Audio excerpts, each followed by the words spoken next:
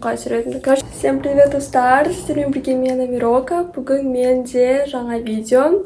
Бүгін мен, сіздерге обзор на косметику түсіретін боламын. Декоративный косметику барын көрсететін боламын. Мен немен қолданамын и барлығын, Осы видео бастамастан бұрын маған подписаться етіп, лайк басып, комментарий жазып, идеяларыңызды қалдырып кетіңіздер. Қандай келесі видео түсірейін. Органайзерде менің повседневно қолданатын косметикаларым бар. Күлі мен осымен барлығын ежедневно барлық макияжымды жасаймын, то есть. Бұл органайзерді, кстати, мен Минисудан алған болатынмын. Бағасы небәрі 1000-1500-ге шығар, көп емес. Так, мен осылай бастайтын боламын. Бұл жақтарда менде тон, мына жақта тушь, гель для бровей, подводка, карандаштар, мына жақта уже тенелар, көрінбей тұрған шығар, барын қазір көрсететін боламын. Айтатын нәрсем, пожалуйста, маған поддержка беріп қойыңыздар. Потому что мен охватым түсіп кеткен, и маған көбірек видео түсірейін десе, менде мотивация болмай тұр. Өйткені менде сіздердің поддержкаларыңыз өте қажет болып тұр. Сондықтан да мен сіздерден поддержка күтетін боламын. Сіздер үшін мен жаңа штатив алдым, оны шортстан мен уже кеше түсіріп қойған болатын видеоны и монтаждап уже салып қойдым бүгін шортсқа. Мен тоннан бастайын. Давайте менде осындай тоналка, бұл менде инфлюенстан матовая помада. Бұл мен Астанада алған болатынмын. Бұны золотой яблокада алған болатынмын. Бұл менде 02 оттенокта. Бұл менің цветом. Вообще күшті кайф. Матовая, вообще бір инфлюенсті, по идее, мен көп көрген болатынмын. Бірақ та алайын ба алмай қояйын деп ойладым, бірақ та все-таки алдым. Осындай менде тон бар. Инфлюенсті. Вообще советую, қыздар. Біреу айтады не очень, біреу айтады очень, маған прям қатынады бұл тон. L'Oréal Париждің осындай консилері бар. Вообще кайф, ұнайды маған. Осындай туш кабареттің, Vivienne Sabou кабарет. Менде именно осындай моделі, өйткені оның золотистый моделі бар. Бірақ та менде именно осындай черный, кабарет Vivienne Sabou Париж деген. Бұның кесочкасы маған өте қатынайды, өйткені бұл тонко десем болады, потому что менде басқаша болған. Прям вообще фокустамайды, кешірім сұраймын. Осындай люкс визаждың гель для бровей, бірақ та ол маған ұнаған жоқ. Вообще ұнаған жоқ, қыздар.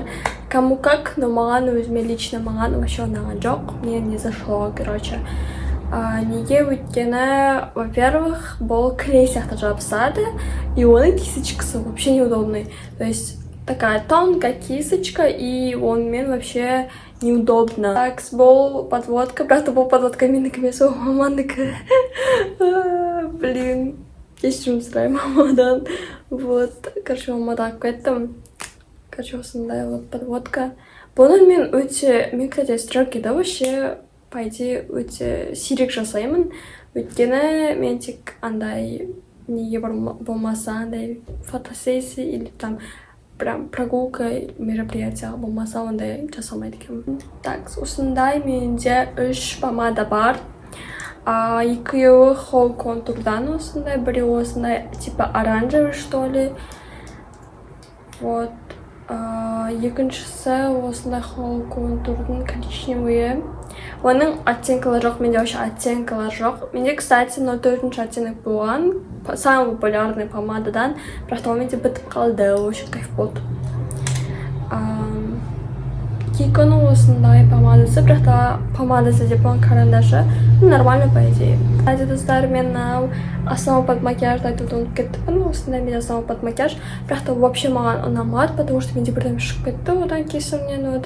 Так что не советую осындайды алуға жомтамдың. Какой-то бір дешевый нәрсесі вообще ұнамады. Не советую. Ну, это мой личный совет, потому что әрбір кожада әртүрлі. Так, екі щетка бұл қасқарған щеткалары. И менде Минисудан алынған пинцет. Так, дальше менде палетка для скульптуры лица дейді. Вот осындай, короче, бұл менде мына коричневый түрі, осында ақ, сосын осында коричневый. Бұл мен всегда контур жасайтын едім, бірақ ол менде бітіп қалғаннан кейін мне пришлось андай кремовый взять, вот. Соны көрсетем. Короче, Art Sophie'дан палетка. Бұл мен давно алғанмын, честно айтайын. Короче, вот осындай. Бұл жақта барлық цветы. И мына жақта часто екі используем, потому что мен қасқа істеймін. Вот бірақ та мен бүгін боямадым, потому что я не хотела, вот. Осындай прикольно. Кстати, мен кисточкасын жоғалтып алдым, что без кисточки тұр. Вот, ол 04-ші оттенокта. Мен білмеймін, тауып аламын ба, тауып алмаймын. Тауып алсам қойып қоямын, тауып алмасам қойып қоймаймын. Потому что ол старая модель. И осындай точилка. Обычно точилка, кушта қойын. Так, дальше менде менің самый любимый блескім бұл L'Oréal Парижден. Осында розовый. Бұл менде 109-ші оттенокта. Вот. Ең бірінші алған блескім ғой осы деген. О, кайф. Розовый осындай. Girl, деп. Вот. Күштім. Вот. Даже могу рекламу сделать, если что-то.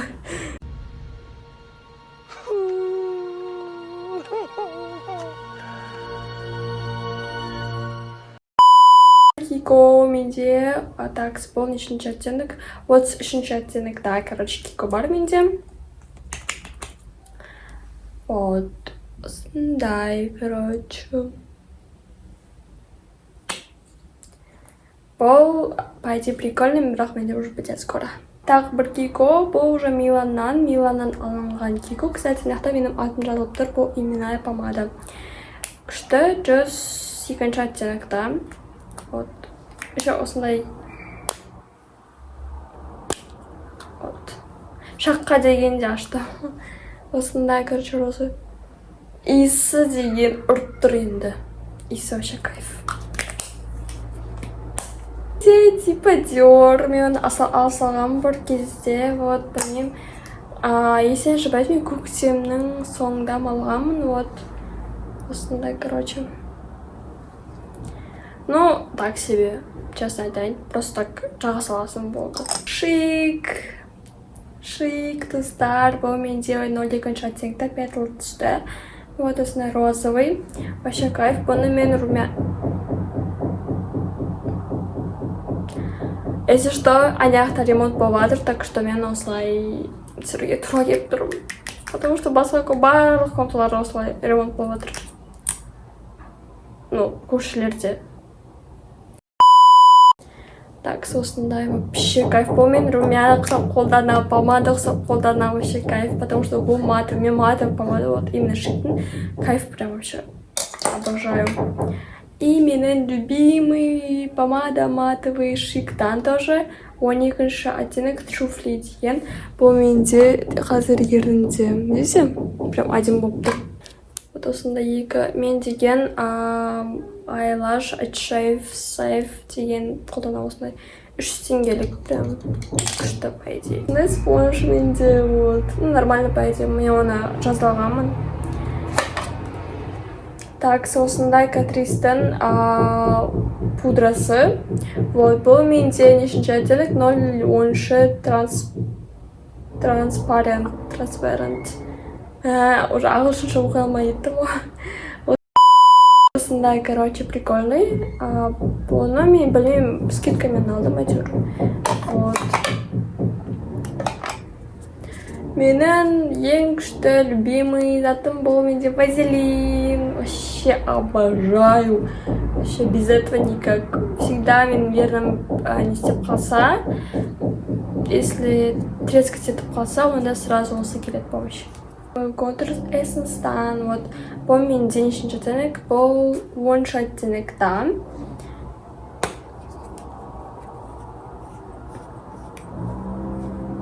Ой-бай. Вот. Видите?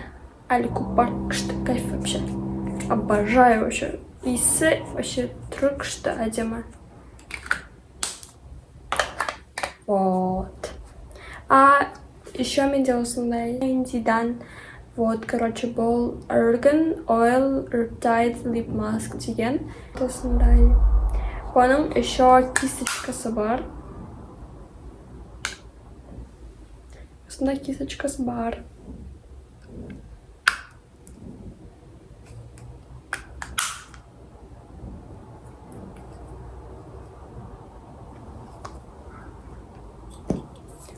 Кстати, менде осындай органайзерде едімді құртпаңдар. Білмеймін, мені қалай сүретімді. Короче, бұл менде кисточкалар осындай менде, вот, әртүрлі құралдарымыздай. Есіңдерге айта кетейін, қыздар лайфхак. Если тондарыңыз очень не очень болып тұрса, вообще андай болып тұрса, кринж болып тұрса деймін бе, осындай тон мені кисточка істеп алыңыздар. Любой бір магазинге барасыздар, косметика сататын. И осылай сіздер вообще кайф болады. Вот, мен осымен қолданам и смотрите, просто офигенно, равномерно істейді. Сосын быстро, тез-тез спонсор істеп аласыздар. И все. И, конечно же, осындай кисточка, бұл менде үлкен кисточка, пудраға арналған, вот осындай. Вот, деревянный. Вроде все, достар. Короче, осымен менің видеом нормально видео түсіре қалдым ғой. Короче, достар, осымен менің видеом аяқталды, аяғына жетті. Қарағандарыңызға көп рахмет. Маған поддержка беріп, лайк басып, комментарий жазып, маған подписка істеп қойыңыздар. Өйткені сіздердің маған қолдау беріп жатқандарыңыз маған үлкен мотивация, білесіздер ме, өте үлкен. Вот, так что маған скоро мен хочу осы жылдың аяғына шейін 1000 подписчик жинап алуға хотя бы, вот. Так что мені қолдап кетіңіздер. Және де қандай видео түсірейін, келесі видеоға комментарий жазып кетіңіздер. Вот, еще скоро, кстати, бір аптадан кейін, то есть уже кішкене 6 күннен кейін ба, уже мектеп басталады, так что влог мектептен де күтіңіздер. Барлығыңызға риза боламын. Всем пока!